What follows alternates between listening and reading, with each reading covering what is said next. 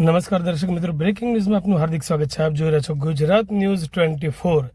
Central ગવર્મેન્ટની નાફેડની ટીમના બનાસકાંઠામાં ધામા. વાવ, થરાદ અને બનાસકાંઠામાં ટેકાના ભાવે ખરીદી કરવામાં આવતી મગફળીના ગોડાઉન, વેરહાઉસ અને સેન્ટરોની મુલાકાત લીધી અને દિલ્હીથી આવેલી ટીમ દ્વારા ખરીદી સેન્ટરો પર ખરીદીની ગુણવત્તા સહિતને લઈને તપાસ કરવામાં આવી. 9મી નવેમ્બરથી લઈને રાજ્યભરમાં સરકારના ટેકાના ભાવે ખરીદીના સેન્ટરો શરૂ થયા છે. ત્યારે ખાસ કરીને ઉત્તર ગુજરાતમાં મગફળીનું મોટા પ્રમાણમાં વાવેતર થતું હોય છે. બનાસકાંઠાની જો વાત કરવામાં આવે તો 1.13 હેક્ટરમાં મગફળીનું વાવેતર થયું છે. મોટા પ્રમાણમાં વાવેતરના કારણે રજીસ્ટ્રેશન પણ વધ્યા છે. ધાનેરાની જો વાત કરવામાં આવે તો ધાનેરામાં 20,714 ખેડૂતો દ્વારા રજીસ્ટ્રેશન કરાવ્યા હતા. જો કે હાલ ખરીદી પ્રક્રિયાને લઈને નાફેડ અને ગુજકો માસોલની ટીમ દ્વારા ખરીદી સેન્ટરો પર કઈ રીતે કામગીરી થઈ રહી છે તેને લઈને તપાસ હાથ ધરવામાં આવી છે. દિલ્હીથી આવેલી ટીમ દ્વારા ખરીદી સેન્ટરો પર ખરીદીની ગુણવત્તા સહિતને લઈને તપાસ કરવામાં આવી હતી. માલની ચકાસણી, કાંટાની ચકાસણી, POS, બિલો, ડોક્યુમેન્ટ સહિતની ચેકિંગ કરવામાં આવ્યું હતું. સાથે સાથે ખેડૂતો સાથે પણ ચર્ચા કરવામાં આવી હતી.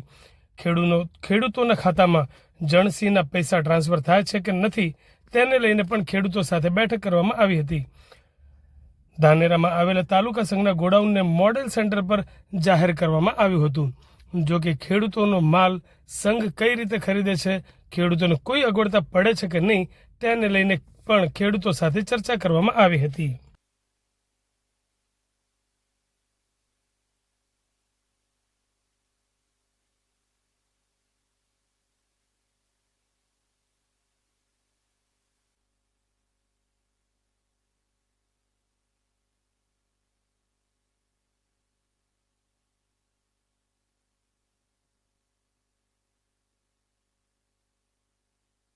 આજરોજ ન્યૂ દિલ્હી નાફેડ તરફથી વિજિલન્સ ટીમ આપણી સંસ્થાના ખરીદ સેન્ટરની મુલાકાતે આવેલ અને તમામ ખરીદ સેન્ટરનું ઝીણવટપૂર્વક નિરીક્ષણ કરેલ અને ટોટલ ખેડૂતોના બાબતમાં પ્રશ્નોત્તરી કરતાં સંસ્થામાં 20,000થી વધારે રજીસ્ટ્રેશન હતું. તેનું 26 દિવસની અંદર 50%થી વધુ કામગીરી પૂર્ણ કરી દીધેલ છે. તે બદલ સંતોષ વ્યક્ત કરેલ. ક્વોલિટી બાબતમાં ડીબીટી સિસ્ટમ નવી દાખલ કરી છે એ ડીબીટી સિસ્ટમ બાબતમાં તમામ પ્રશ્નોત્તરી ખેડૂતો સાથે સંવાદ કર્યો. ખેડૂતોએ સંપૂર્ણ સંતોષ વ્યક્ત કરેલ છે.